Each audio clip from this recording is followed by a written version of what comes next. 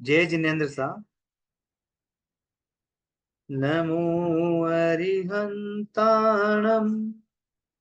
नमो सिद्धाणम, नमो आयरियाणम,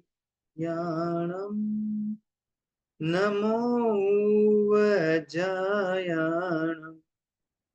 नमो लोए सवसाम। ऐसो पंचन मुकारो सव पावपणसणो,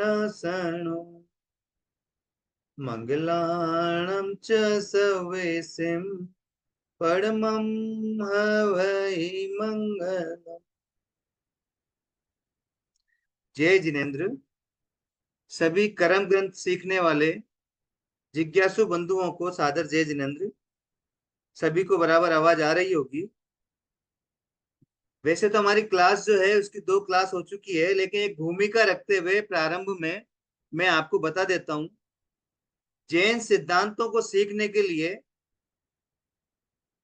आगम ज्ञान, ठोकड़ों का ज्ञान, ग्रंथों का ज्ञान और साथ में कर्म सिद्धांत का ज्ञान जरूरी है। जो जैन दर्शन के अच्छे जानकार, विश्रुत विद्वान बनना चाहते हैं, जो तत्व ज्ञान में आगे बढ़ना चाहते हैं, जिन्हें जैन दर्शन की गंभीर एवं गहराई जो दी हुई है, जो बताई हुई है भगवान महावीर के द्वारा, उसके जानकार बनना चाहते हैं, उनके लिए कर्म सिद्धांत को जानना बहुत जरूरी है। हमारे पूर्वाचार्यों ने बड़ी मेहनत करके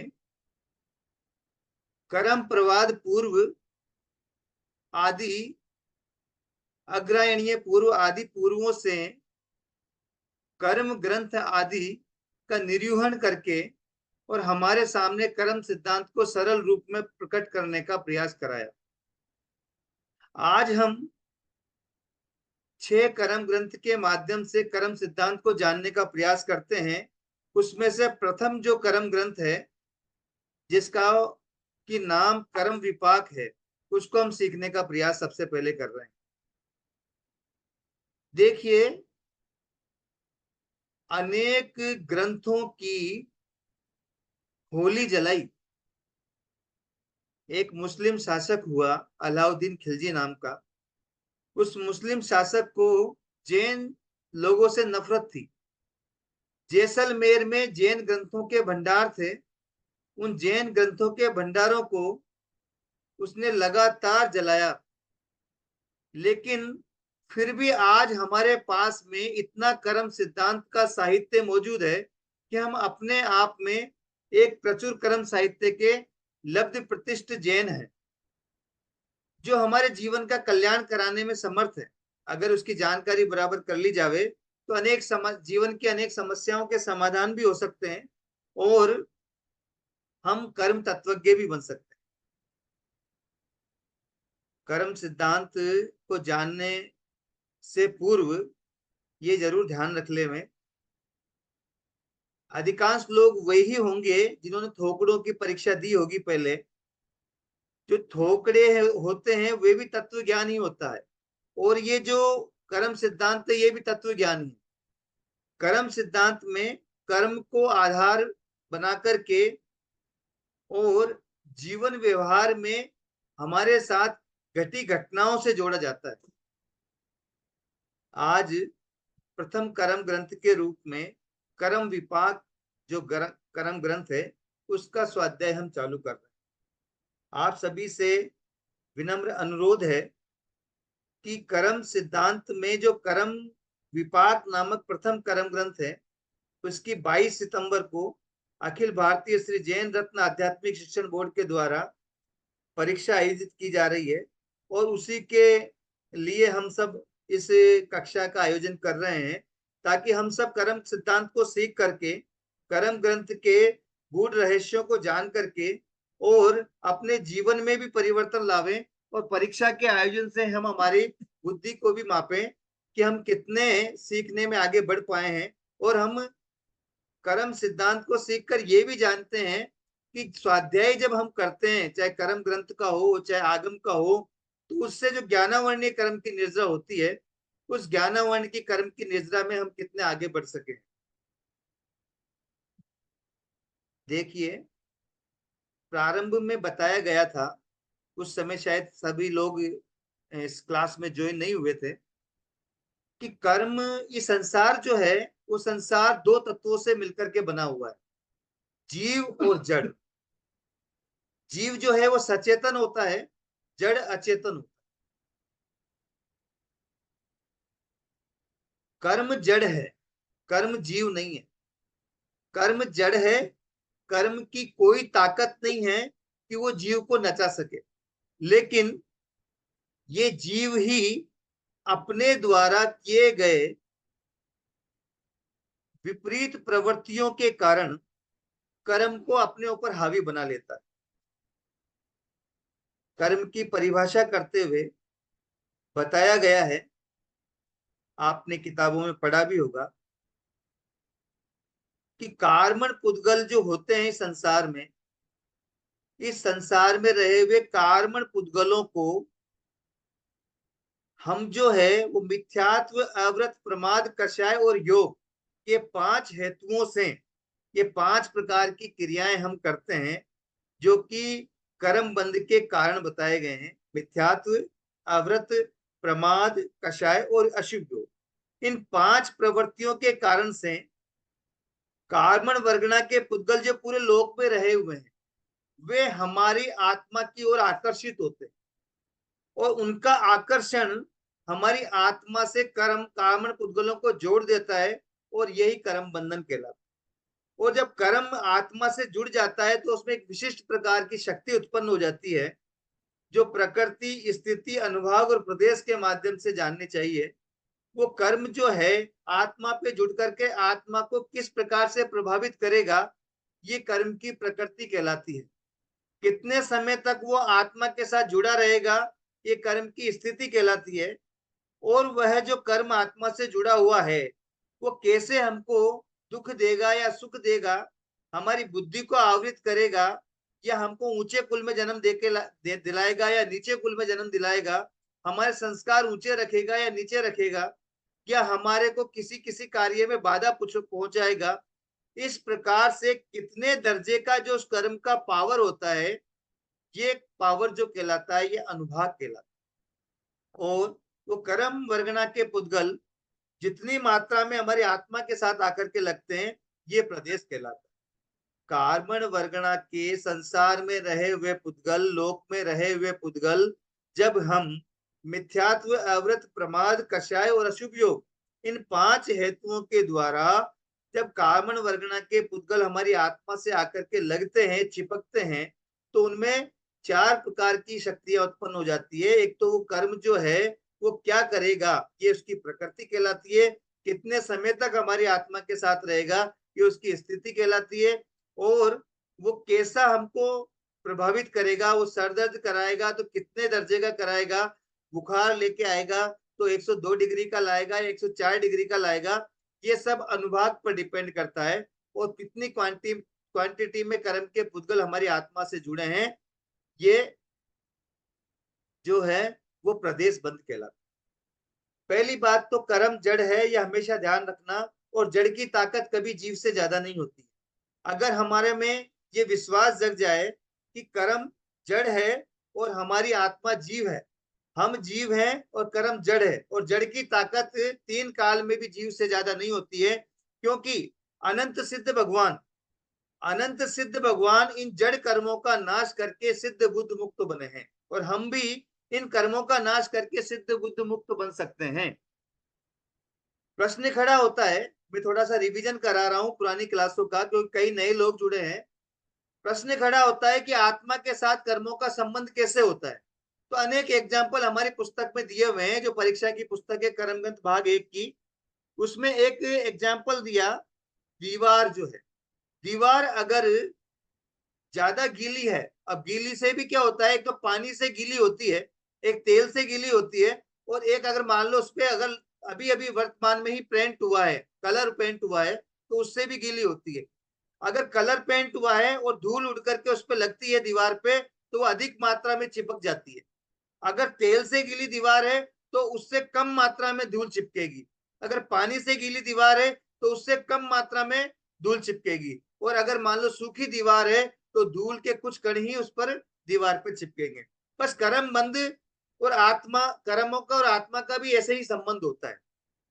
हमारे द्वारा किए गई जो प्रवृत्तियां हैं, जो मिथ्यात्व, अवृत, प्रमाद, कषाय और अशुभ योग की जो प्रवृत्ति है, अगर उनमें तीव्रता ज्यादा होती है तो कर्मों का बंधन हमारी आत्मा से ज्यादा होता है, उसका अनुभाग भी ज्यादा बनता है और स्थिति भी ज्यादा बनती है। यदि उसके हमारे द्वारा की गई मिथ्यात्व, अवृत आदि प्रवृत्तियां का जो पावर कम होता है, उसका शक्ति कम होती है, तो हमारे जो कर्मों का बंधन होता है वो भी कम कर्मों का बंधन होता है, उसकी अनुभाग और स्थिति भी कम होती है। ये पहला एग्जाम्पल बताया कि आत्मा के साथ जो कर्मों का संबंध होता है वो दीवार की गीलापन जो होता है उसके आधार पर होता है। अगर हमारी आत्मा में राग द्वेष के परिणाम जो कि मिथ्यात्व, अवृत, प्रमाद आदि के माध्यम से बताए गए हैं, ऐसे परिणाम तीव्र हैं तो कर्मों का बंधन भी तीव्र होगा।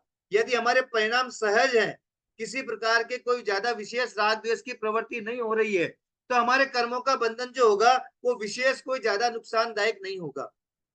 तो मेन पहला एग्जाम्पल दिया दीवार से धूल का संबंध। दूसरा एग्जाम्पल इसमें दिया गया है दूध में जैसे पानी मिल जाता है। देखिए, हमेशा ध्यान रखना, कर्मों का और आत्मा का जो संबंध होता है ना, वो ऐसा संबंध होता है कि एक में एक हो जाते हैं कर्म और आत्मा। कैसे हो जाते हैं? जैसे दूध में पानी मिल जाता है तो पानी दिखाई नहीं देता, वैसे ही आत्मा के प्रदेश और कर्म के प्रदेश एक में एक हो जाते हैं। इन एक में एक हुए कार्बन वर्गना के पुद्गलों को एक और आत्मा के प्रदेशों को, दोनों का जो संबंध होता है उसको एक क्षेत्रावगार संबंध भी कहते हैं। इसका मतलब होता है एक क्षेत्र में अवगाहन किए हुए। अब एक ही क्षेत्र है, उस एक ही क्षेत्र में कर्म के पुद्गल भी हैं और हमारे आत्मा के प्रदेश भी हैं। ऐसा जो संबंध हो जाता है, देखिए ध्यान रखना, मेरे हाथों की तरफ ध्यान दीजिए, ये आत्मा है और ये कर्म के पुद्गल है, ये दोनों जुड़ गए। ऐसा संबंध कभी भी कर्मों का नहीं होता है, ध्यान रखना। ये आत्मा अलग और कर्म पुद्गल अलग, इस प्रकार का संबंध नहीं होता है। संबंध होता है इस प्रकार का, एक में एक हो जाते हैं। जैसे दूध में पानी मिल जाता है, एक में एक हो जाता है, वैसे ही आत्मा के प्रत्येक प्रदेश पे कर्म के पुद्गल लग जाते हैं। जो एक में एक हो जाता है वो संबंध कहलाता है, वह संबंध कहलाता है एक क्षेत्रावगार संबंध। तो ध्यान में ले लीजिए, आत्मा के साथ कर्मों का जो संबंध होता है उसके लिए एक एग्जांपल दिया, दीवार का जो गीलापन है, अगर गीलापन वॉर्नेस या कलर पेंट का है तो उस पर दीवार पर धूल ज्यादा चिपकती है। वैसे हमारे अगर आत्मा में राग द्वेष की परिणति ज्यादा है, हमारी मिथ्यात्व, अवृत आदि की प्रवृत्ति ज्यादा है, तो कर्म के पुद्गल हमारी आत्मा पर ज्यादा चिपकेंगे, उसमें अनुभाग ज्यादा होगा, उसकी स्थिति ज्यादा होगी। लेकिन अगर दीवार का गीलापन कम है तो हमारे कर्म के पुद्गल भी कम चिपकेंगे और हमारे उसका अनुभाग और स्थिति भी उस कर्मों की कम होगी। दूसरा एग्जाम्पल दिया, उनका जो संबंध होता है वो इस प्रकार का होता है, ऐसा नहीं होता। ऐसा संबंध में तो आत्मा अलग है, कर्म अलग है, लेकिन नहीं, वो तो जो कर्मों का आत्मा के साथ संबंध होता है ऐसा होता है, एक में एक हो जाते हैं। जैसे दूध में पानी मिलने पर पानी नहीं दिखाई देता है, वैसे ही हमारी आत्म प्रदेशों पर कर्मों का जो संबंध होता है, जो बंद होता है, वो एक में एक हो जाता है। इसको कहते हैं एक क्षेत्रावगार संबंध, यानी एक ही क्षेत्र में कर्म के पुद्गल भी हैं और एक ही क्षेत्र में आत्मा के प्रदेश भी हैं। तीसरा इन्होंने एग्जाम्पल दिया, जैसे लोहा होता है, लोहा जो होता है उसमें अग्नि में अगर उसको तपाया जाता है तो लोहे के अंदर, पूरे के अंदर अग्नि प्रविष्ट हो जाती है। तो लोहा और अग्नि अलग अलग नहीं दिखाई देता, लोहे के अंदर पूरे के पूरे अंदर अग्नि प्रविष्ट हो जाती है। वैसे ही हमारी आत्मा जो है, आत्मा के प्रदेशों के पूरे प्रदेशों पर कर्म पुद्गलों का आवरण हो जाता है, एक में एक हो जाते हैं। ऐसा जो संबंध होता है वो भी हमारे कर्मों का आत्मा के साथ संबंध का तीसरा एग्जाम्पल दिया गया है। दूसरा, ये आत्मा जो है ये कर्म पुद्गलों को जो ग्रहण करती है उसके लिए भी इसमें एग्जाम्पल दिया। जैसे पानी का बाल्टा भरा हुआ है, उसमें गरम गरम लोहे की अगर राड डाली जाएगी तो पानी की, लोहे की राड जो है आसपास के पानी को खींच लेती है, उसको पानी को अंदर सोख लेती है, लोहे की राड जो होती है।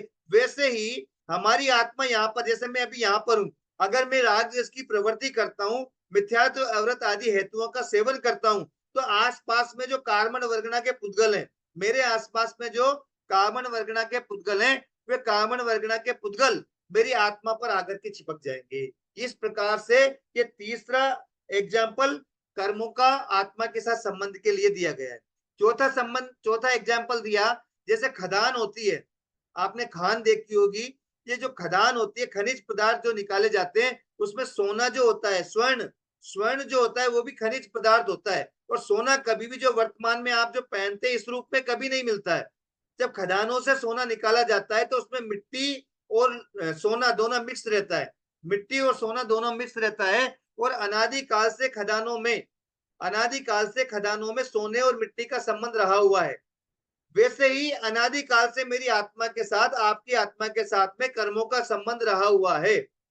जो ये कर्मों का संबंध मिट्टी और स्वर्ण के समान हमारी आत्मा के साथ कर्मों का संबंध है, ये संबंध ही हमारी आत्मा के साथ कर्मों का मिट्टी स्वर्ण के समान समझ लेना चाहिए। प्रश्न खड़ा होता है कि सोने के साथ मिट्टी कब से है? तो सोने के साथ मिट्टी खदान में अनादिकाल से रही हुई है, उसका कोई स्टार्टिंग पॉइंट नहीं बता सकता। वैसे ही मेरी आत्मा के साथ, आपकी आत्मा के साथ जो कर्मों का संबंध रहा हुआ है वो अनादिकाल से, उसकी कोई स्टार्टिंग नहीं है। लेकिन हमारे लिए आशा की किरण यह है कि इस संबंध को हम तोड़ करके और सिद्ध बुद्ध मुक्त हो सकते हैं। अनादिकाल से भले ही कर्मों ने हमारे ऊपर राज कर रखा हो, कर्मों ने हमारी आत्मा के साथ संबंध बना रखा हो, लेकिन जिस प्रकार से सोने में मिट्टी खदान में अनादिकाल से मिली हुई है, लेकिन सोने को बाहर निकाल करके, मिट्टी सहित सोने को बाहर निकाल करके, तपा करके और सोने को कुंदन बना दिया जाता है, अलग से निकाल लिया जाता है। वैसे ही हमारी आत्मा भी तपस्या, ज्ञान, दर्शन, चारित्र आदि की आराधना करके और बिल्कुल सोने, शुद्ध सोने के समान, 24 कैरेट सोने के समान बिल्कुल शुद्ध बन सकती है। और वो शुद्ध आत्मा हमारी सिद्ध बुद्ध मुक्त आत्माएं कहलाती है। आपने एक दोहा सुना होगा, सिद्धा जैसो जीव है, जीव सो ही सिद्ध होए, करम मेल का आतरा, बूझा बिरला कोई। यानी कि जो सिद्ध भगवान है उनकी आत्मा और मेरी आत्मा यानी आपकी आत्मा में कोई अंतर नहीं है। आपकी आत्मा और सिद्ध भगवान की आत्मा, इन दोनों आत्माओं में किसी प्रकार का कोई अंतर नहीं है। उनके भी वही आत्म प्रदेश है, आपके भी वही आत्म प्रदेश है, लेकिन उनके आत्म प्रदेशों से कर्म नहीं है, उनके आत्म प्रदेशों के साथ में कर्म नहीं लगे हुए हैं और हमारी आत्म प्रदेशों के साथ में कर्मों का संबंध बना हुआ है। इसलिए हमारी आत्मा संसारी कहलाती है और वो आत्मा जो है सिद्ध आत्मा कहलाती है। बस इन कर्मों का अगर भेद हम अलग कर दें, कर्मों को आत्मा से अलग कर दिया जावे, तो हम भी भगवान बन सकते हैं, हम भी सिद्ध बन सकते हैं। इन कर्मों को आत्मा से अलग करने का जो पूरा का पूरा जो प्रक्रिया है वो भी आपको कर्म ग्रंथ के माध्यम से बताई जाएगी। वर्तमान में कर्मों का आत्मा के साथ जो संबंध है उस संबंध को हम बताने का प्रयास कर रहे हैं। उसके लिए चौथा एग्जाम्पल आपको, खदान जो खनिज पदार्थ होते हैं उस खदान में सोने का और मिट्टी का जो संबंध है, ऐसा ही संबंध हमारी आत्मा के साथ में कर्मों का रहा हुआ है। इस प्रकार से 4 एग्जाम्पल इसमें दिए हुए हैं किताब में। और इससे संबंधित और कोई प्रश्न हो तो प्रश्न भी हम कर सकते हैं, जैसे भी अपना समय आएगा प्रश्नोत्तर का, आप प्रश्नोत्तर का समय भी रखेंगे। लेकिन आगे हम चलते हैं कि कर्म जो होता है वो कर्म की अवस्थाएं इसमें बताई गई है। देखिए, कर्म की 10 अवस्थाएं इसमें बताई गई है। आत्मा के साथ जब कर्म लगता है, सबसे पहले ध्यान रख लीजिए, मेरी आत्मा है, आपकी आत्मा है, आप भी जीव है, मैं भी जीव। सबसे पहले क्या होता है, आत्मा के साथ कर्मों का इनकम होती है कर्मों। जैसे एग्जाम्पल के रूप में मैं यहाँ बैठा हुआ हूँ और बैठे बैठे ही मेरी स्क्रीन पे जो हमारे श्रावक श्राविका बंधु आ रहे हैं, उनमें से कोई श्रावक या श्राविका बंधु के प्रति मेरे में द्वेष भाव जग जावे, यानी मान लीजिए वो कोई मेरे से विपरीत चलने वाले कोई व्यक्ति हैं और मेरे से विपरीत चलने वाले व्यक्तियों को देख करके मेरे अंदर में द्वेष भाव जग जावे, तो मेरे अंदर में जो द्वेष भाव जगा है उसके कारण से आज जो लोक में मेरे आसपास जो कार्बन वर्गना के पुद्गल हैं उनको मैं आकर्षित करूंगा, और वो आकर्षित करूंगा तो मेरी आत्मा के साथ चिपक जाएंगे, जिसको कि अपन कर्म बंध कहते हैं। ये कर्म की पहली अवस्था होती है। कर्म बंध के जो हेतु हैं उनको करने से जो कार्बन वर्गना के जो पुद्गल हैं वो हमारी आत्मा से आकर जो चिपकते हैं, वो हमारे पहली अवस्था कर्म की कहलाती है बंध अवस्था, जिसको कि हम इनकम भी बोल सकते हैं। सबसे पहले बाजार में जाते हैं। अगर मान लीजिए आपके घर में कार नहीं है, एग्जाम्पल छोड़ो, आपके घर में कार नहीं है और आज आप बाजार में गए और बाजार में जाकर के आपने कार के शोरूम पे पैसा दिया और कार ले लिया, तो कार की इनकम हो गई आपके घर में एक वस्तु बढ़ गई है और वो वस्तु क्या है? कार है। वैसे ही हमारी आत्मा पर जो कर्म अभी नहीं थे, लेकिन मैंने किसी व्यक्ति को देख करके द्वेष किया और द्वेष करने के कारण से कार्बन वर्गना के पुद्गल मेरी आत्मा से आकर के चिपके, ये पहली अवस्था बंद कहलाती है। उसमें देखिए पूरी अवस्थाओं की परिभाषा इसमें दी हुई है, मैं सरल भाषा में बताने का प्रयास करता हूं, लेकिन उसमें कोई टेक्निकल शब्द अगर आपको समझ में नहीं आवे तो उसको पढ़ना, और पढ़ करके कोई टेक्निकल शब्द अगर समझ में नहीं आवे तो उसको आप मेरे से पूछ लेना, मैं उसका समाधान करने का प्रयास करूं। तो पहली अवस्था होती है बंद। आत्मा के साथ कर्मों का जो संबंध होता है वो संबंध कहलाता है बंद। तो पहली अवस्था होती है कर्मों की जो इनकम होती है वो होती है बंद।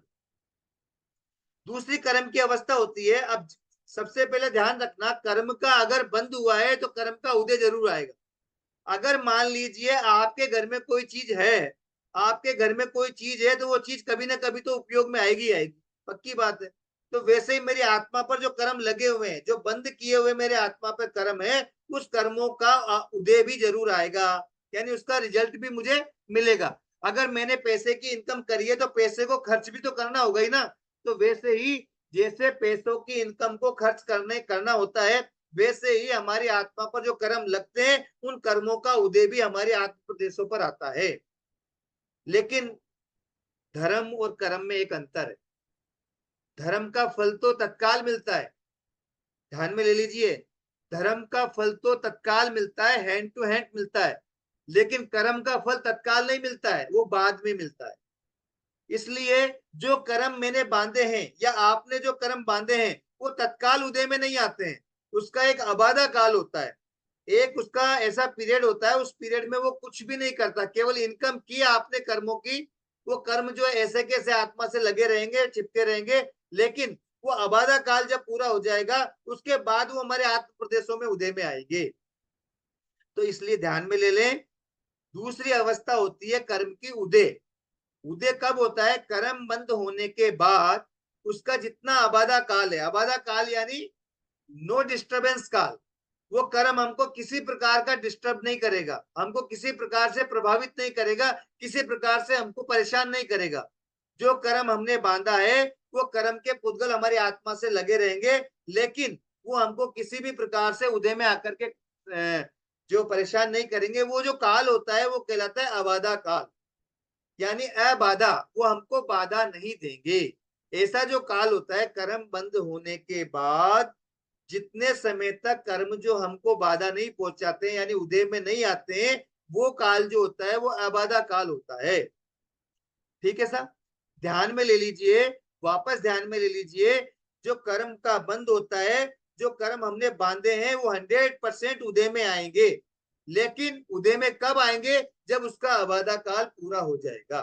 अबाधा काल पूरा होने के बाद ही कर्म उदय में आते हैं। तो उदय दूसरी अवस्था है। उदय में क्या करता है? जो कर्म बांधा है उसका फल मिलता है, इसलिए जो कर्म का जो फल मिलता है उसको हम क्या कहते हैं? उदय कहते हैं। ये दूसरी अवस्था कर्म की कहलाती है। तीसरी अवस्था क्या आती है? उदीर्णा।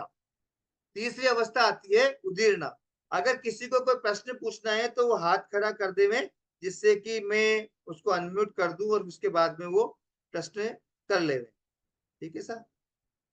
हाँ, तो आगे चलते हैं, आप अपने आप हाथ खड़ा कर देना अगर किसी की कोई जिज्ञासा हो तो। और जो है किताब आपको खुद को पढ़नी है, उसमें जो टेक्निकल वर्ड्स आते हैं, देखो कर्म ग्रंथ है, विषय जटिल जरूर है, लेकिन ऐसा नहीं है कि हम समझ नहीं सकते। हम सब बुद्धि संपन्न श्रावक श्राविका हैं, हम सब इस विषयों को समझ सकते हैं, लेकिन कुछ टेक्निकल वर्ड्स आ जाने के कारण से हम क्या करते हैं? थोड़ा पीछे हट जाते हैं। लेकिन ऐसा नहीं है, आप तो जो भी वर्ड आपको नहीं समझ में आवे उस वर्ड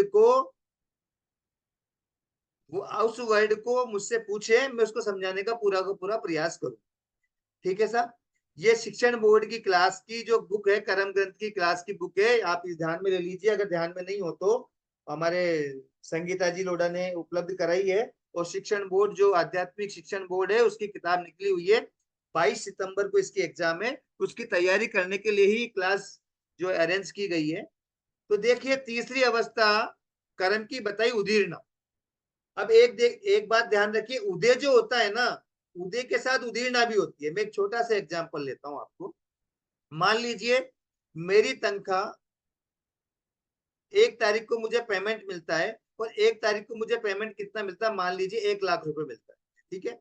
1 तारीख को मुझे पेमेंट 1 लाख रुपए मिलता है, तो 1 तारीख को मेरे पास जो 1 लाख रुपए आया, 1 लाख रुपए जो 1 तारीख को मेरे पास आया, वो 1 तारीख को जो 1 लाख रुपए मेरे आया, ये मेरी इनकम है, ये इनकम कहलाती है बंद। अब मान लीजिए ऑफिस वालों ने मुझे 1 लाख का चेक दे दिया 1 तारीख को, 1 तारीख को दे दिया 1 लाख, तो मेरे 1 लाख रुपए कब आ गए, 1 तारीख को आ गए। लेकिन चेक को मैंने बैंक में डिपॉजिट किया, डिपॉजिट होने के बाद थोड़ा सा टाइम लगता है, और ये मान लीजिए 1 तारीख की जगह 2 तारीख को मेरे अकाउंट में पेमेंट आता है, 2 तारीख को मेरे अकाउंट में पेमेंट आता है, तो 1 दिन का उसका आबादा काल हो गया, 1 दिन का उसका। क्योंकि 1 लाख को मेरे को 1 लाख की जो पेमेंट का जो चेक है मुझे 1 तारीख को मिल गया था, लेकिन उसको 1 तारीख को मैं खर्च नहीं कर सका। क्यों? क्योंकि चेक बंद तो हो गया, मेरे पास तो आ गया, लेकिन बैंक में भी जमा नहीं हो। वैसे ही जब कर्म बंद होता है, तो कर्म बंद होते ही हमारे उदय में नहीं आता है, उसका आबादा काल होता है, आबादा काल होने के बाद में उदय में आता है। अब 2 तारीख को मेरे पास 1 लाख रुपए आ गया, अब 2 तारीख को 1 लाख रुपए आ गया। अब लेकिन अब मैंने विचार किया कि 2 तारीख से लेके 30 तारीख तक इसको खर्च करना है, तो मैंने क्या किया, 2-2, 3-3 हजार रुपए जो है वो कर्मों को पहले 2 तारीख को 2 हजार, 3 तारीख को 2,500, 4 तारीख को 3 हजार, ऐसे करके अब पूरे मैंने सेट कर लिया, डायरी में नोट कर लिया कि इस 1 लाख रुपए को मेरे को 2 तारीख से लेके 30 तारीख तक ऐसे खर्च करना है। तो 2 तारीख से लेके 30 तारीख तक जो मैंने पैसों को जमा दिया है, जैसे 2 तारीख को 2 हजार, 3 तारीख को 3 हजार, 4 तारीख को 2 हजार, 5 तारीख को 2,500, ऐसे मैंने पैसे जमाते हुए और 30 तारीख तक जमा दिया है। अब उन पैसों को 2 तारीख आती है, मैं पैसा खर्च करता हूँ 2 हजार, ये मेरे कर्मों का उदय आ रहा है। जो मैंने 1 लाख रुपए की इनकम की थी, उसको जब मैं खर्च कर रहा हूं, तो ये कर्मों का उदय कहलाएगा। इनकम जो है वो बंद कहलाई, 1 तारीख को बंद हुआ, लेकिन 1 तारीख को मैं उपयोग नहीं कर सका उस पैसे का। 2 तारीख से मैं खर्च कर रहा हूं, तो 2 तारीख से मेरे पैसे उदय में आए हैं। ध्यान में ले लीजिए, 1 दिन का आबादा काल हो गया।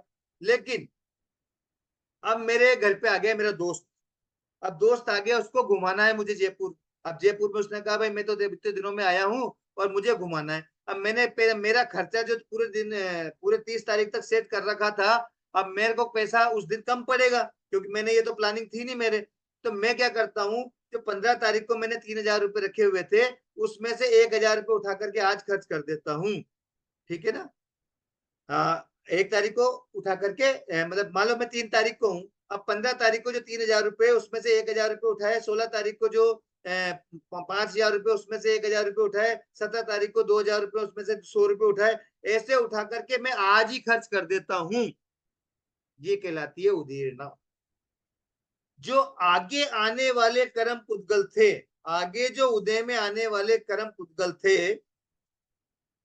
आगे आने वाले जो कर्म पुद्गल, उदय में आने वाले कर्म पुद्गल थे, उनको प्रयत्न विशेष से, यानी मेरी आत्मा के भावों से मैं अभी वर्तमान में उठा करके अभी जो उदय में पुद्गल आ रहे हैं उनके साथ में जो भोग लेता हूं, ये कहलाती है उदीर्णा। इसको बहुत सारे एग्जाम्पल समझ सकते हैं। आजकल जो बाजार में फ्रूट आते हैं ना, वो पकने ही नहीं देते लोग, क्योंकि क्या है, खपत तो है ज्यादा और पैदावार है कम। तो जैसे आम आए, अब आम के कच्चे ही वो क्या करते हैं, पेड़ों से तोड़ लेते हैं और केमिकल आदि से पहले ही पका देते हैं उनको। जो आम 10 दिन बाद पकता, वो आज ही केमिकल आदि के प्रयोग से पका दिया जाता है। वैसे ही जो 10 दिन बाद कर्म उदय में आता, वो आज ही कर्म उदय में आ जाता है, वो कर्म की उदीर्णा कहलाती है। एक प्रश्न पूछा है कि उदय मीन्स एक्सपेंसेस, बिल्कुल सही है। जो हमने वर्तमान में हमारे पास इनका जो पुद्गल रहे हुए कर्म पुद्गल, उसको जब हम खर्च करते हैं, यानी उदय में आकर के वो झड़ते हैं। कर्म के पुद्गल उदय में आकर के हमारी आत्मा से अलग होते हैं। तो कर्म के पुद्गल जो उदय में आ रहे हैं, वो हमारे से हमारा खर्चा ही है एक तरीके से। बिल्कुल सही है।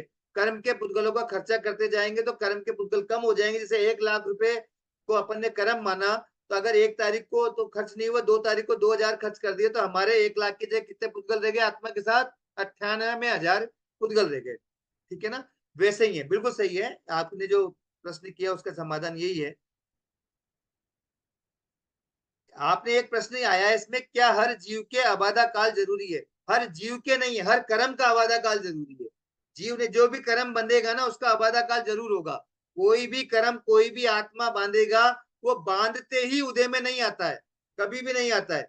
जैसे ही कर्म बांधा और हम सोचे कि इसी समय उदय में आ जावे, ऐसा कभी नहीं होता है। कर्म जो बांधा है उसको कुछ टाइम तक अपनी आत्मा के साथ रहना पड़ता है, फिर उसका जब आबादा काल पूरा हो जाता है तो फिर वो उदय में आता है। ध्यान रख लीजिए। ठीक है, तो उदीरना का मतलब अपन ये भी बोल सकते हैं अपक्व पाचन, एक वर्ड यूज करते हैं हमारे पूर्वाचार्य, अपक्व पाचन, यानी कि बिना पका हुआ जो है उसको ही पचा लिया गया है, यानी कि उसको खर्च कर दिया गया, खा लिया गया है।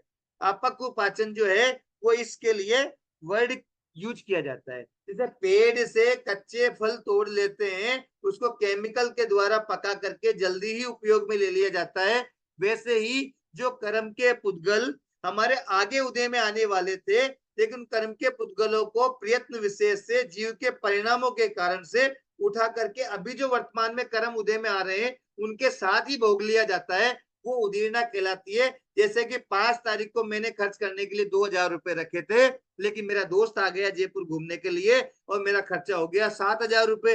अब मुझे 5,000 की जरूरत है, तो 15 तारीख के मैंने 5,000 में से 1,000 उठाए, 16 तारीख के 2,000 में से 500 उठाए, ऐसे उठा उठा करके मैंने आज के 7,000 रुपए इकट्ठे कर लिए और आज ही मैंने उसको 7,000 खर्च कर दिए। तो वो जो 15 तारीख को जो हमारे पैसे खर्च होने वाले थे वो आज ही खर्च हो गए, कुछ पैसे है ना, पूरे पैसे नहीं। 5,000 में से कितने उठाए थे? केवल 1,000। 15 तारीख को 5,000 थे, उसमें से 1,000 उठा करके आज खर्च कर दिए, तो वो कहलाती है उदीरना।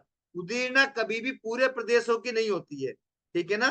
उदीरना कभी भी, जैसे मान लो 15 तारीख को 5,000 रुपए है ना, तो 5,000 पूरे के पूरे आज खर्च नहीं करेगा, वो 15 तारीख के 5,000 में से 1,000 उठा करके लाया है, ये ध्यान रखना। उदीरना और अपुवर्तन में यही अंतर है, उदीरना कुछ पुद्गलों की होती है, सारे पुद्गलों की नहीं होती है। जैसे 5,000 रुपए खर्च करने हैं 15 तारीख को, तो उसमें से केवल 1,000 रुपए उठा के लाया है वो, ध्यान रखना। पूरे 5,000 उठा के नहीं लाया है, 5 जाकर उठाकर लाना जो होता है वो उदीरना नहीं कहलाती है। केवल जो कर्म पुद्गल आगे उदय में आने वाले उसके कुछ अंश को, उसमें आंशिक पुद्गलों को उठा करके और वर्तमान में जो उदय आ रहा है उसके साथ जो खर्च किया जाता है उसको उदीरना कहते हैं। उदीरना जो है ना, वो उदीरना भी, उसके लिए भी कई चीजों की आवश्यकता होती है, ऐसा नहीं कि उदीरना अपने आप ही हो जाती है। पहली बात तो देखो, आपने दो नाम सुने होंगे, कषाय और योग। ये कषाय और योग से ही कर्म बंद होता है। कषाय तो क्रोध मान माया लोभ है, 4 कषाय हैं, क्रोध मान माया लोभ, और 3 योग होते हैं, मन वचन और काया, ठीक है ना।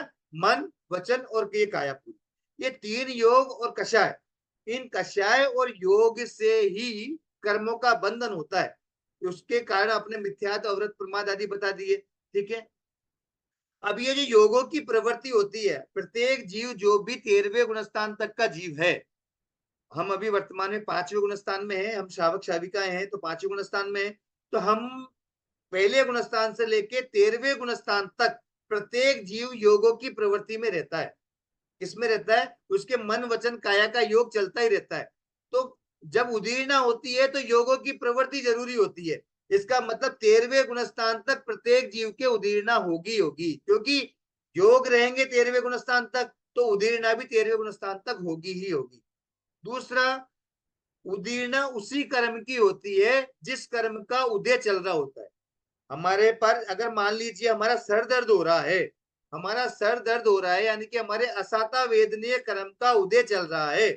हमारे अगर सिर दर्द हो रहा है, हमारे असाता वेदनीय कर्म का उदय चल रहा है, तो उदीरना भी असाता वेदनीय कर्म की ही होगी। देख लीजिए, वापस ध्यान में ले लीजिए। पहली उदीरना के लिए शर्त क्या बताई गई है? पहली शर्त बताई गई है उदीरना के लिए कि योगों की प्रवृत्ति जरूरी है, यानी कि मन वचन काया की प्रवृत्ति होना जरूरी है, तभी उदीरना होती है। दूसरी बात बताई कि जब उदीरना जिसकी होती है जिस कर्म का उदय चल रहा होता है। अगर मान लीजिए आपके सर दर्द हो रहा है, असाता वेदनीय कर्म का उदय है, तो उस समय पर असाता वेदनीय कर्म की ही उदीरना होगी, ठीक है साहब। अब चलिए तीसरी शर्त बताई है उदीरना के लिए कि उदीरना जो कर्म होता है, हमारी आत्मा पर जो कर्म लगा है, उस कर्म की स्थिति यानी उसकी ड्यूरेशन एक आवलिका से ज्यादा होनी चाहिए। उदीर्णा उसी की होती है जिस कर्म की स्थिति, जो हमारे आत्मा के साथ जो कर्म लगा हुआ है उसकी जो स्थिति है, उसकी यानी उसका जो काल है, उसका जो टाइम पीरियड है, वो टाइम पीरियड एक आवलिका से ज्यादा होगा तो ही उस कर्म की उदीर्णा होगी। ये तीसरी शर्त उदीर्णा की हो गई। और चौथी शर्त है, ऐसे उदीर्णा के योग्य अध्यवसाय होने चाहिए। उदीर्णा के योग्य अध्यवसाय अगर होंगे तो ही उदीर्णा होगी। ये चार नियम जो है उदीर्णा के लिए बताए जाते हैं, वापस ध्यान में ले लीजिए। पहला नियम क्या है? नहीं, एक प्रश्न किया है, उदीर्णा मीन्स अबाधा काल से पहले उदय, ये नहीं है। ध्यान में ले लीजिए, जिस कर्म का उदय होता है ना उसी कर्म की उदीर्णा होती है। अबाधा काल से पहले उदय नहीं, वो बात नहीं है। जो कर्म बांधा हुआ है उसका उदय तो अबाधा काल के बाद ही आएगा। ठीक है, अब आगे चलते हैं अपन। ध्यान में ले लीजिए, वापस बता देता हूं, उदीर्णा के लिए चार बातें बताई गई है। पहली बात, योगों की प्रवृत्ति होना जरूरी है, यानी मन वचन काया की प्रवृत्ति जरूरी है। दूसरा, जिस कर्म की उदीर्णा होती है उस कर्म का विपाक उदय जरूरी है। तीसरा, जिस कर्म की उदीर्णा होती है उसकी स्थिति जो होती है वो एक आवलिका से ज्यादा होनी चाहिए। और चौथा बताया गया, उस उदीर्णा के योग्य अध्यवसाय होने चाहिए, हमारे अंदर के परिणाम भी होने चाहिए। जब परिणाम होंगे तो ही वो उदीर्णा होगी। इस प्रकार से चार प्रकार की शर्तें होती है उदीर्णा होने के लिए। ये उदीर्णा आगामी काल में जो कर्म उदय में आते हैं, एक प्रश्न किया अध्यवसाय क्या होते हैं? मन के जो परिणाम होते हैं ना वो अध्यवसाय होते हैं ना। दो तरह के अध्यवसाय होते हैं, शुभ अध्यवसाय और अशुभ अध्यवसाय। मन के परिणामों को अध्यवसाय कहते हैं। ये कषाय से बनते हैं, ध्यान रखना। कषाय के जो दर्जे होते हैं ना, क्रोध मान माया लोभ के, ये जो क्रोध मान माया लोभ के जो दर्जे होते हैं, अगर क्रोध मान माया लोभ मंद हो रहा है तो शुभ अध्यवसाय होंगे, क्रोध मान माया लोभ तीव्र हो रहा है तो अशुभ अध्यवसाय। ठीक है साहब, तो उदीर्णा के बारे में ये बात बताई गई है। चौथी अवस्था बताई गई है कर्म की सत्ता। सत्ता यानी इसको स्टोक भी बोल सकते हैं, है ना। सत्ता यानी जो कर्म हमारे बंधा हुआ है, जो हमारे कर्म बंधा और जब तक वो आत्मा के साथ में लगा रहेगा जब तक, उसको कहते हैं सत्ता। सत्ता यानी उसका सत्व, उसका अस्तित्व, उस कर्म का अस्तित्व जब तक हमारी आत्मा के साथ में है तब तक उसको सत्ता कहते हैं। कर्म जब तक आत्मा के साथ लगा हुआ है जब तक वो सत्ता में कहलाता है। सत्ता का मतलब ये मान के चलिए, आप जैसे एग्जाम्पल के रूप में आपने 1 तारीख को 1 लाख रुपए कमाए थे। 1 तारीख को आपने 1 लाख रुपए कमाए थे और मान लिया वो जो 1 लाख रुपए आपके पास में 30 तारीख तक रहते हैं या 28 तारीख तक रहते हैं या 2 तारीख तक रहते हैं, नेक्स्ट 2 तारीख तक। तो जब तक वो 1 लाख रुपए आपके साथ रहते हैं जब तक वो पूरी स्थिति क्या कहलाएगी? सत्ता कहलाएगी। यानी कि मान लो वो उदय में है या नहीं है उससे फर्क नहीं पड़ रहा, लेकिन कर्म का बंद होने के बाद आत्मा से जब तक वो कर्म पुद्गल लगे रहेंगे तब तक वह उस कर्म की सत्ता कहलाएगी। ठीक है ना। सत्ता में कोई किसी प्रकार का कोई बात नहीं है, यहाँ तो केवल इस वो आत्मा के साथ जो पड़े हुए हैं ना, लगे हुए हैं, वो सत्ता मानी गई है। ठीक है, यानी आत्मा के साथ जो संबद्ध रहता है ना, आत्मा के साथ में जब तक वो कर्म पुद्गल उदय में आकर के झड़ नहीं जाते हैं, अलग नहीं हो जाते हैं आत्मा से, तब तक वो सत्ता में ही कहलाते हैं। अब पांचवी अवस्था जो कर्म की बात बताई गई है वो बहुत इंपॉर्टेंट है, संक्रमण। संक्रमण तो आपने अभी इसका चला ही था ना, अपने कोरोना काल में बहुत संक्रमण का काल चला था। तो संक्रमण का मतलब है प्रभावित, एक दूसरे से प्रभावित कर देना। हाँ बिल्कुल, एक प्रश्न किया है, आबादा काल का पीरियड सत्ता में ही होता है, तो बिल्कुल 100% आबादा काल का उदय का उदीर्णा का सारा पीरियड सत्ता में होता है। जब स्टार्टिंग में कर्म का बंद होता है, बंद से लेकर के जब तक वो कर्म उदय में आकर के झड़ नहीं जावे, आत्मा से अलग नहीं हो जावे, तब तक पूरी ड्यूरेशन जो है वो सत्ता कहलाती है। ध्यान में ले ले, पूरा काल जो है वो सत्ता कहलाता है। अब आगे चलते हैं, संक्रमण। ये जीव जो है ना वो परिणाम विशेष से, यानी कि कभी विशुद्धि आ जाती है, कभी संक्लेश ज्यादा आ जाते हैं जीव के, तो संक्लेश और विशुद्धि के कारण से ये जीव विशेष पुरुषार्थ करता रहता है। मैं एक एग्जांपल देता हूं आपको। ये जीव, जैसे मैं हूं, मैं बाजार में गया और ये मुझे बाजार में जाते हुए एक व्यक्ति मिला और उस व्यक्ति से मेरी लड़ाई हो गई, और लड़ाई हो गई, मैंने उसके एक थप्पड़ मार दी, ठीक है। फिर मैं थोड़ा आगे गया, फिर दूसरे व्यक्ति से लड़ाई हो गई मेरे, और दूसरे व्यक्ति से लड़ाई हुई, उसको भी मैंने एक थप्पड़ मार दिया। तीसरे व्यक्ति के पास गया, आगे बढ़ा, तीसरे व्यक्ति को भी मैंने एक थप्पड़ मार दिया। वो घर आया, घर आकर के मैंने विचार किया, अब मान लीजिए एग्जाम्पल के रूप में उन तीनों व्यक्तियों को मैंने थप्पड़ मारा, और थप्पड़ मारने से मेरे 80% अनुभाग के असाता वेदनीय कर्म बंद हो गए, है ना। देखो, इसको समझने का प्रयास करना। मैंने दूसरे जीव को दुख दिया, तो दुख देने से असाता वेदनीय कर्म का बंद होता है ना। यानी मुझे भी कभी ना कभी दुख मिलेगा आगे जाकर के, जब कर्म का उदय आएगा।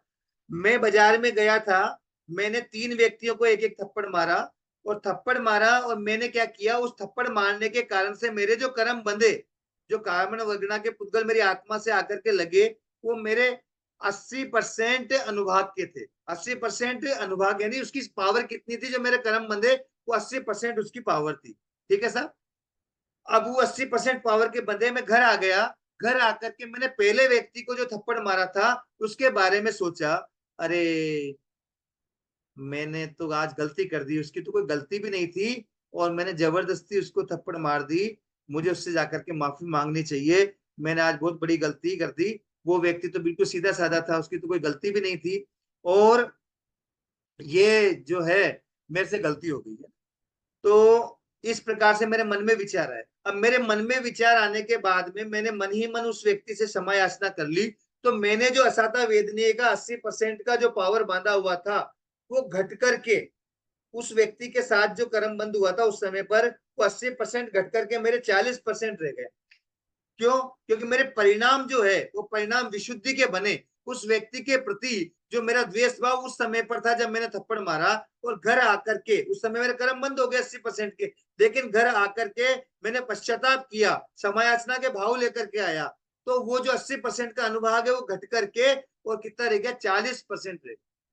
अब दूसरे व्यक्ति को जो मैंने थप्पड़ मारा था, उस व्यक्ति के बारे में जब मेरे विचार आया कि अरे इसको थप्पड़ मारी, पर नहीं मारता तो भी चल जाता, खैर उसकी गलती तो थी, लेकिन अगर मैं उसको ओनली केवल 2 शब्द सुना करके रह जाता, थप्पड़ नहीं मारता, तो भी चल सकता था। मेरे को पश्चाताप तो हुआ, पर पूरी तरह से मेरा पश्चाताप नहीं था, उसकी गलती थी, मैं अभी भी उसकी गलती मान रहा हूँ, उस गलती को मानते हुए मैंने थप्पड़ मारा, उसको मैं सही भी सिद्ध कर रहा हूँ, पर सोच रहा हूँ कि नहीं मारता तो भी चल सकता था। यानी कर्म में जो मैंने असाता वेदनी 80% बांधा था उस समय पर, उस दूसरे व्यक्ति के साथ में थप्पड़ मारते समय, उस असाता वेदनी में थोड़ा सा फेरफार हुआ, ज्यादा नहीं हुआ, थोड़ा सा फेरफार हुआ, 80% का ज्यादा से ज्यादा थोड़ा कम हुआ, तो 70% रह गया, ठीक है साहब। लेकिन तीसरे व्यक्ति को जो मैंने थप्पड़ मारा था, उसके बारे में मैंने घर आकर के सोचा, अरे आज तो मौका मिला था, मेरा दुश्मन था, आज तो अच्छा मौका मिला था, 2-4 और जमा देता उसके तो अच्छा रहता। उसके एक थप्पड़ मार के ही गलती करी मैंने, 2-4 और थप्पड़ मार देता, उसको अच्छी तरह मजा चखा देता आज तो। जो मैंने उस समय पे 80% असाता वेदनी कर्म बांधा था, उस अनुभाग को मैंने घर आकर के, और पश्चाताप करना तो दूर, मैं तो उसको सही सिद्ध करके, और ये पश्चाताप कर रहा हूं कि मैं 2-4 और जमा देता उसके। तो इस प्रकार से और ज्यादा द्वेष भाव उस पर लेकर के आ रहा हूं, तो मेरे जो 80% का असाता वेदनी कर्म बंधा था, वो 90% 95% तक भी पहुंच जाता है। इस प्रकार से जो कर्म में फेरफार होती है, जो कर्म बंध हमने किया है, उस कर्म बंध को हम परिणाम विशेष से, हमारे आत्मा के जो विशुद्धि और संक्लेश के परिणाम आते हैं, उस विशुद्धि और संक्लेश के परिणामों से उन कर्मों के जो अनुभाग शक्ति है या उसकी जो स्थिति है, उसमें हम फेर फार कर सकते हैं, उसको हम परिवर्तित कर सकते हैं। ये हमारे जीव की ताकत, ठीक है ना। तो कर्म जो बांधा है, इसका मतलब उसको वैसा का वैसा ही भोगना पड़ेगा, जरूरी नहीं है। हमने जो कर्म बांधा था, उसको हम परिणाम विशेष से कमजोर भी कर सकते हैं, उसको मजबूत भी बना सकते हैं, ठीक है ना। तो मैंने कर्म बांधा था थोड़ा, और मेरे उदय में वो ज्यादा आ सकता है। मैंने कर्म बांधा था ज्यादा, और मेरे उदय में वो कम आ सकता है। किससे? संक्लेश और विशुद्धि के कारण से। एक प्रश्न आया है, सत्ता और अबाधा काल में क्या डिफरेंस है। देखिए, सत्ता तो बंध से लेकर के जब तक आत्मा से वो कर्म वापस अलग नहीं हो जाते उदय में आकर के, जब तक कहलाता है। और अबाधा काल तो जब तक है बंद होने से जब तक वो उदय में नहीं आता, इतना सा काल है। जैसे 1 लाख रुपए 1 तारीख को कमाए थे, चेक मिला था 1 तारीख को, 1 तारीख को चेक मिला, 1 तारीख को मैं खर्च नहीं कर सका, 2 तारीख से मेरे खर्च करना चालू हुआ, तो आबादा काल कितने तारीख का हुआ? 1 दिन का ओनली, केवल 1 तारीख का। आबादा काल तो कितना हुआ? 1 दिन का। और उदय कितने का हुआ? 2 तारीख से लेकर के और 29 तारीख तक। 2 तारीख से लेके और 30 तारीख तक, मान लो 30 तारीख को तक खर्च हुए पैसे, तो 2 तारीख से लेके 30 तारीख तक उदय हुआ, और सत्ता कहलाएगी 1 तारीख से लेकर के 30 तारीख तक। आबादा काल प्लस उदय इज इक्वल टू सत्ता। आबादा काल प्लस उदय काल इज इक्वल टू सत्ता, कर्म की सत्ता। ठीक है, तो ये हमारे अंदर, हमारे भीतर में एक पॉजिटिव साइन आना चाहिए। हमारे को सकारात्मक सोच रखनी चाहिए कि जो हम, मान लीजिए कभी हमने किसी कर्म के उदय के वशीभूत होकर या परिस्थितियों के वश में आकर के या माहौल के कारण से कभी हमने अशुभ कर्म बांध भी लिए हैं, तो भी हम पश्चाताप करके, हम अपने आप में विशुद्धि के परिणाम ला करके, अध्याय विशेष से शुभ अध्याय ला करके, पर हम उन कर्मों को कमजोर भी कर सकते हैं। इसलिए हम हमेशा पॉजिटिव रहें। अर्जुन माली ने 1141 व्यक्तियों की हत्या की थी, लेकिन वो सकारात्मक सोच वाला था, भगवान के चरणों में गया और दीक्षा ले ली, और दीक्षा लेने के बाद में उसने ऐसी दीक्षा पाली, और दीक्षा पाल करके 6 महीने में उसने 1141 हत्याएं करी, और 6 महीने में मोक्ष चले गए। वो भी यही सोचता, अरे मैंने तो इतने पाप करे हैं, इतने लोगों की हत्याएं करी है, मेरा कोई कल्याण होने वाला है क्या? मैं तो कुछ नहीं कर सकता, मैंने तो बहुत गलत काम कर दिए, अब तो क्या, कुछ नहीं, बस बैठे रहो, कुछ नहीं कर सकते, अब तो सजा ही भोगनी है बस। ऐसे अगर वो नेगेटिव विचार अपने भीतर रखता, नकारात्मक सोच अगर रखता,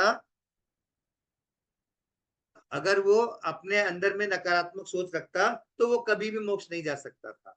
अभी भी लोग कह रहे हैं सत्ता और अबाधा का क्लियर नहीं है। सत्ता यानी कि आत्मा के साथ जब तक वो कर्म जो बंधा है, वो जब तक आत्मा के साथ लगा रहेगा, जब तक वो सत्ता कहलाएगा।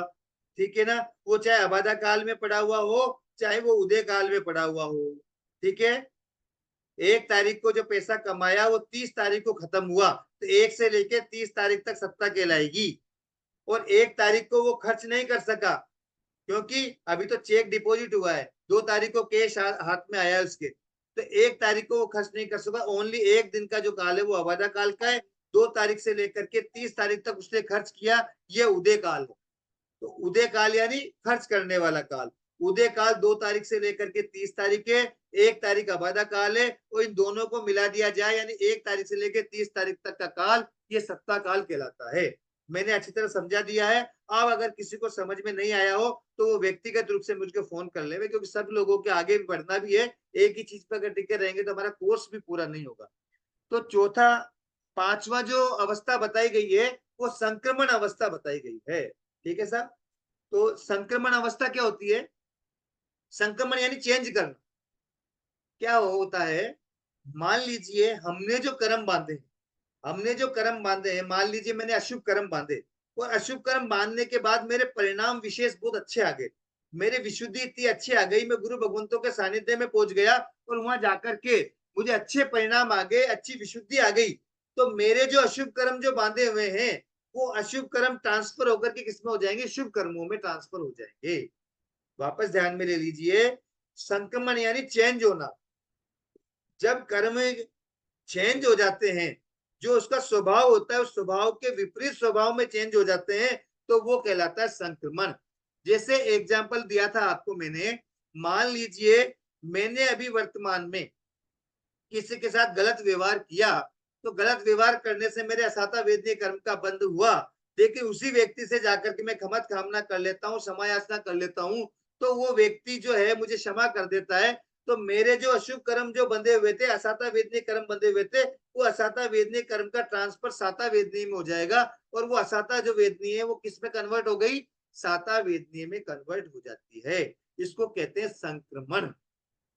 लेकिन एक बात ध्यान रखना, संक्रमण क्या होता है? सजातीय प्रकृतियों में होता है। सजातीय प्रकृतियों का मतलब समझना, ज्ञानावर्णीय कर्म की प्रकृतियां तो ज्ञानावर्णीय की प्रकृतियों में ही आपस में चेंज होगा, दक्षिणावर्णीय कर्म की प्रकृतियां तो दक्षिणावर्णीय कर्म की प्रकृतियों में आपस में चेंज होगा। ऐसा कभी नहीं होता कि ज्ञानावर्णीय कर्म के पुद्गल दक्षिणावर्णीय कर्म में चेंज हो गए, ऐसा कभी नहीं होता। सजातीय प्रकृति में चेंज होते हैं। ठीक है ना, ये संक्रमण कहलाता है। हाँ, एक बात और ध्यान रखना, जिन पुद्गलों का संक्रमण होता है, जो चेंज होते हैं ना पुद्गल, वो पुद्गल का स्वभाव भी चेंज हो जाता है, उस पुद्गल का स्वभाव भी चेंज हो जाता है। अगर मान लीजिए असाता वेदनीय कर्म के, यानी दुख उत्पन्न करने वाले कर्म के पुद्गल साता वेदनीय में कन्वर्ट हो जाते हैं, तो साता वेदनीय में कन्वर्ट हो जाने पर वो कर्म जो है वो साता के रूप में उदय में आएगा, यानी कि उस कर्म की प्रकृति भी चेंज हो गई, उसकी स्थिति भी चेंज हो गई, उसका अनुभाग भी चेंज हो गया, और उसके प्रदेश भी जो है वो कन्वर्ट होकर के असाता की जगह साता में चले गए हैं। जैसे कि आजकल चलता है ना कन्वर्सन, जैसे कई मुस्लिम लोग हैं वो हिंदू में कन्वर्ट हो जाते हैं, कि हिंदू जो है मुस्लिम में हो जाते हैं। अब मान लीजिए हिंदू अगर मुस्लिम बन गया तो वो नमाज पढ़ेगा, तो वैसे असाता वेदनीय कर्म जो है अगर वो साता में कन्वर्ट हो गया तो वो हमको सुख उत्पन्न कराएगा, अगर साता वेदनीय कर्म जो है वो असाता में कन्वर्ट हो गया तो वो हमको दुख उत्पन्न कराएगा। अगर हिंदू मुसलमान बन गया है तो वो नमाज पढ़ेगा, और मुसलमान हिंदू बन गया है तो पूजा पाठ करेगा। तो वैसे ही हमारे कर्म पुद्गल जो आत्मा में, आत्मा के साथ जो लगे हुए हैं, उनको भी हम हमारे परिणाम विशेष से, हमारे अध्यवसाय विशेष से, हमारे अंदर के भीतर के भावों से हम चेंज कर सकते हैं। ये हमारे लिए आशा की किरण है। हमने जो कर्म अशुभ कर्म बांधे हुए भी हैं, तो भी हम अच्छा काम करके, अच्छी साधना करके, ज्ञान दर्शन चरित्र तत्व की आराधना करके हम उन अशुभ कर्मों को शुभ कर्मों में ट्रांसफर कर सकते हैं। ये जो ट्रांसफर है ये पांचवी अवस्था कर्म की कहलाती है, संक्रमण। ठीक है साहब, आज हमने 5 अवस्थाओं तक सीखने का प्रयास किया, कर्म के संबंध, आत्मा के साथ कर्म के संबंध का प्रयास किया। अब ये 5 मिनट का समय या 10 मिनट का समय अपन रखेंगे प्रश्नोत्तर का। जिनको कोई चीज समझ में नहीं आई हो वो हमसे पूछने का प्रयास करें, तो मैं बताने का प्रयास करूंगा उसका समाधान। कोई भी प्रश्न हो हाथ खड़ा कर दे, मैं अनम्यूट कर दूंगा उनको।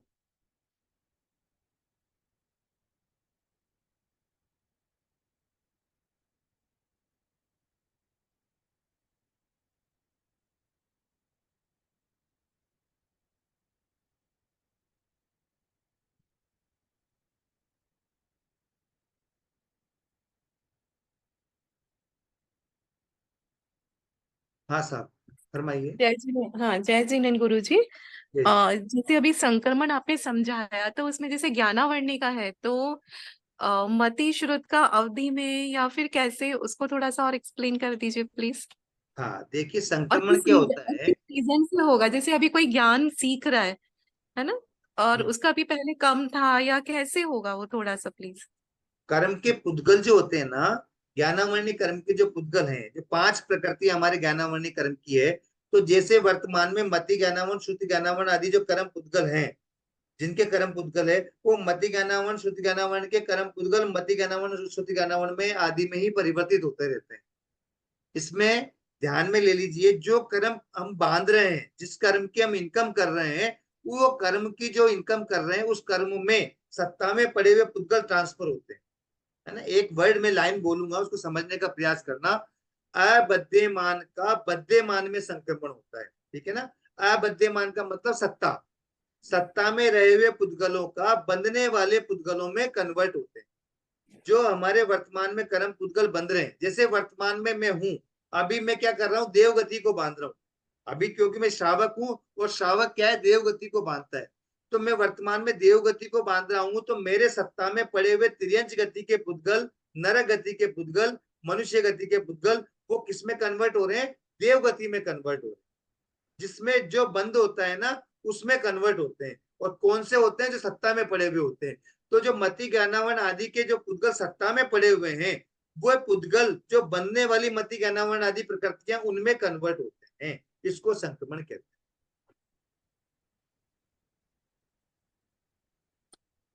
क्लियर।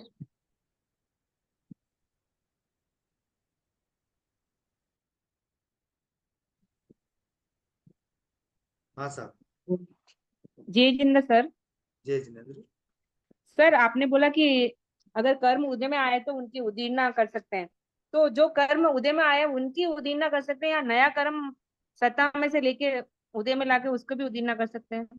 नहीं देखिए, जिस कर्म का उदय चल रहा है ना, जैसे मान लीजिए अभी साता वेदनीय कर्म का उदय चल रहा है ना, तो साता वेदनीय जो आगे स्टॉक में पड़ी हुई ना, उसके पुद्गलों को उठाकर ला करके अभी वर्तमान में भोग सकते हैं, यानी उसी की उदीर्णा कर सकते हैं। अगर विपाक हमारे जो उदय चल रहा है, अगर असाता का चल रहा है तो असाता वेदनीय कर्म की उदीर्णा होगी, अगर साता का चल रहा है तो साता कर्म के वेदनीय के पुद्गलों की उदीर्णा होगी। ऐसा कभी नहीं होता कि साता वेदनीय का तो उदय चल रहा है और उदीर्णा असाता वेदनीय की हो रही है, ऐसा नहीं होता है। ठीक है सर?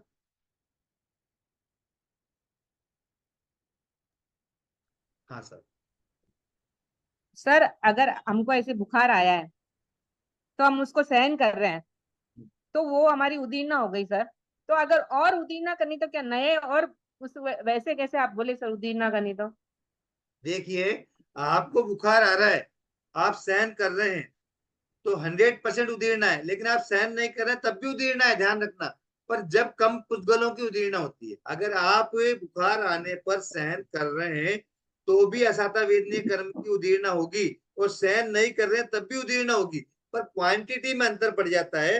कर्म पुद्गलों की ज्यादा क्वांटिटी की उदीर्णा हो जाती है सहन करने पर। और दूसरा, सहन करने से क्या होता है, नेक्स्ट जो कर्म बंद होता है, अगर हम असाता वेदनीय कर्म को सहन करेंगे तो जो नेक्स्ट हमारे कर्म बंद होगा वो साता वेदनीय का होगा। और अगर हम असाता वेदनीय कर्म के उदय में हाय तोबा करेंगे तो हमारे नेक्स्ट भी असाता वेदनीय का ही बंद होगा। तो ध्यान रखें, असाता वेदनीय कर्म का उदय है, अगर समता रखेंगे तो भी उदीर्णा होगी और समता नहीं रखेंगे तो भी उदीर्णा होगी, क्योंकि जिसका उदय होता है उसकी उदीर्णा जरूर होती है, ध्यान रखना। लेकिन अगर समता से सहन करेंगे तो ज्यादा पुद्गलों की उदीर्णा होगी, और हाय तोबा करेंगे तो कम पुद्गलों की उदीर्णा होगी। तो नए कर्म को उदय में लाके उदीर्णा नहीं कर सकते ना? नहीं नहीं, सत्ता में पड़े हुए कर्म की ही उदीर्णा होती है।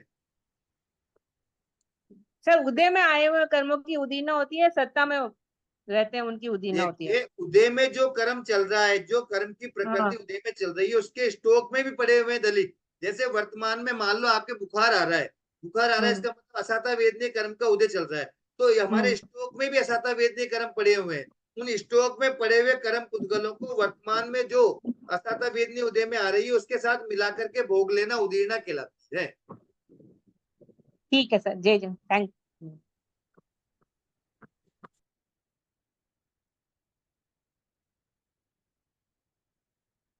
हाँ सर। नेक्स्ट।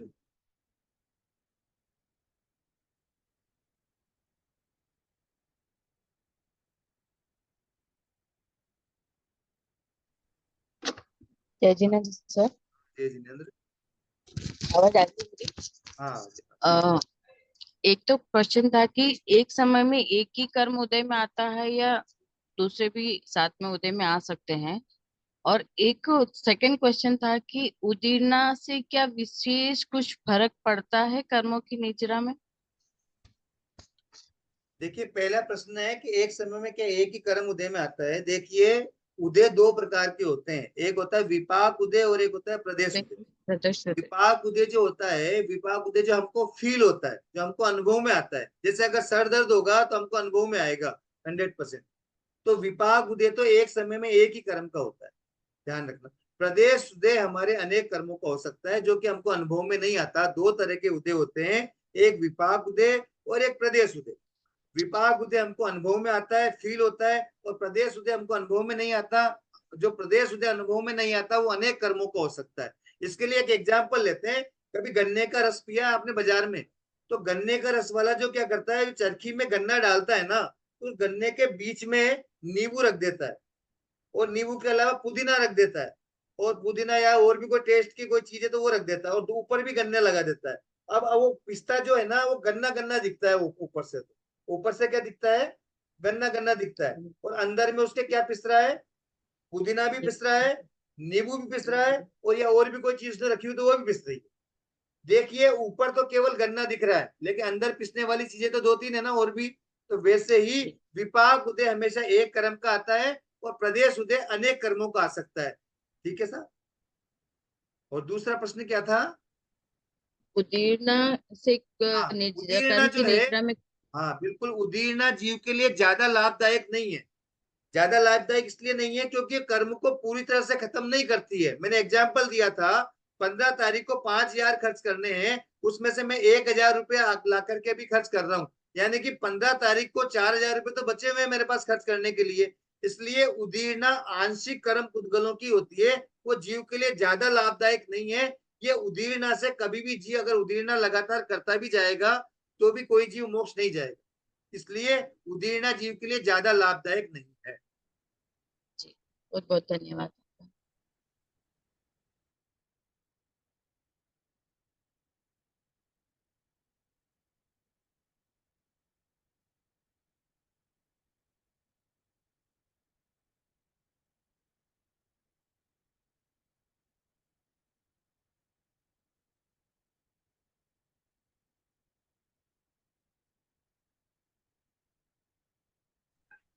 हाँ जय जिनेन्द्र साहब, हाँ जय जिनेन्द्र। पूछना था कि अभी एक कर्म होता है तो वो क्या सारे अवस्था को प्राप्त करता है? आपने आज 5 अवस्था बताया ना, सारे अवस्था को प्राप्त करेगा क्या? एक कर्म सारी अवस्थाओं को प्राप्त करे जरूरी नहीं है, पर एक कर्म बंद जरूर होगा, उदय जरूर होगा, सत्ता जरूर होगी, उदीर्णा जरूर होगी, ठीक है ना। उसका संक्रमण हो भी सकता है, नहीं भी होवे, उसका अपवर्तन उद्वर्तन हो भी सकता है, नहीं भी होवे, आगे जो अवस्थाएं आएंगी, पर बंद उदय उदीर्ण और सत्ता, ये 4 अवस्थाएं तो कर्म में जरूर से जरूर होगी। और आबादा काल भी तो होता ही है, तो 5 आबादा काल अवस्था नहीं बताई है, आबादा काल मैंने बीच में बता दिया, 10 अवस्थाओं में आबादा काल नहीं है। जो 10 अवस्था है ना कर्म की, उसमें आबादा काल नहीं है, आबादा काल एक अलग अवस्था है, वो तो होगा ही होगा उसमें। हर कर्म का उदीर्णा भी कंपलसरी होता है? उदीर्णा कंपलसरी होता है, उदय के साथ उदीर्णा 100% चलता है। हाँ धन्यवाद। सबी रही निकाचित निधु ते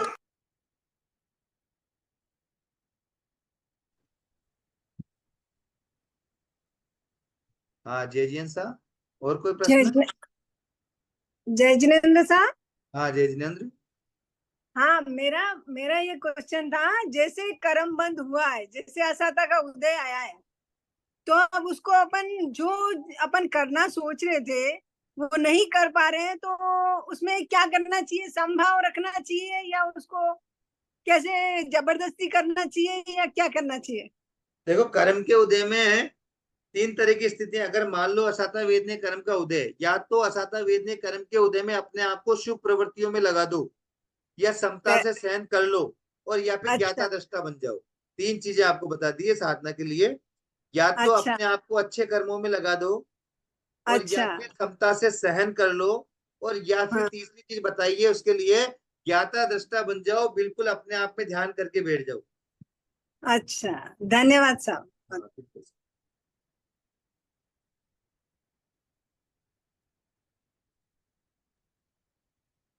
गुरुजी, अभी जो विपाकोदय के बारे में आप बोले थे कि एक ही का कर्म का विपाकोदय होगा, बाकी प्रदेशोदय अनेक कर्मों के हो सकते हैं। तो मेरा क्वेश्चन ये था कि विपाकोदय में तो हमको साता ही है, साता मतलब वेदनीय कर्म ही हमको महसूस होता है, चाहे हमें कोई भी कर्म चल रहा हो, चाहे आप नाम कर्म ले लीजिए, चाहे आप आयुष मतलब कोई भी कर्म 8 में से। ऐसा नहीं है, आपको नामकरण महसूस इसलिए हो, अभी आपको बता देता हूँ कैसे महसूस हो रहा है। आपकी शक्ल बाकी के लोगों से अलग है या एक जैसी है? सबसे, हाँ सबकी डिफरेंट ही है, तो अलग आपकी ही है। डिफरेंट है ना, तो अनुभव नहीं हुआ क्या आपको कि आपके नामकरण अलग है? हाँ हो गया। आपका जैन कुल में जन्म हुआ तो उच्च कुल हुआ, तो उच्च कुल का अनुभव नहीं हो रहा क्या आपको? बिल्कुल हो रहा है। और इतने सारे लोग, 100 लोग इसमें पार्टिसिपेट हो रहे हैं इस क्लास में, क्या 100 लोग बराबर के बराबर सीख रहे हैं? कुछ चीज समझ में आ रही, कुछ चीज समझ में नहीं है, तो ज्ञानावरणी का अनुभव नहीं हो रहा क्या? हाँ वो गुरुजी। साता साता का ज्यादा अनुभव होता है, बाकी तो अनुभव तो हमको सारे ही हो रहे हैं। क्लियर क्लियर, धन्यवाद।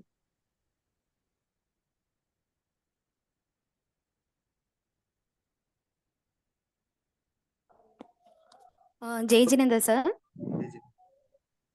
अभी कर्म उदय में है या उदीर है, वो हमको कैसे पता चलेगा?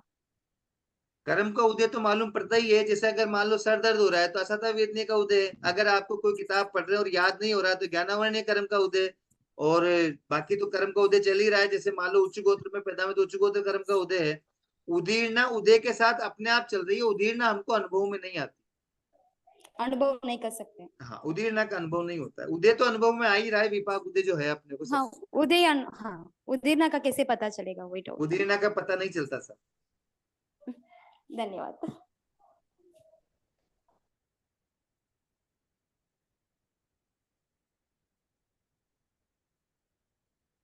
ठीक है साहब, आज इतना ही रखते हैं, प्रश्न तो और भी ज्यादा हैं।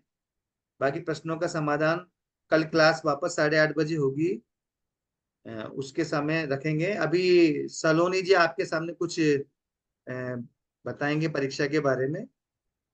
सलोनी जी।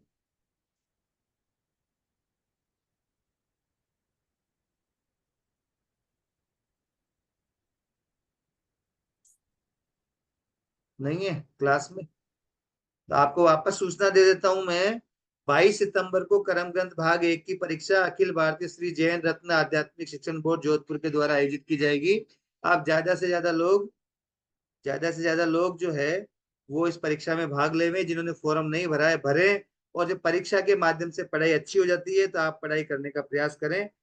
इसलिए अब शायद सलोनी जी नहीं है, इसलिए मैं ही क्लास को पूरी करता हूँ। एक बार सेव कैसे करेंगे हम रिकॉर्डिंग को? एंड करने के बाद एंड कर दूं? एंड करने के बाद सेव का आएगा बटन?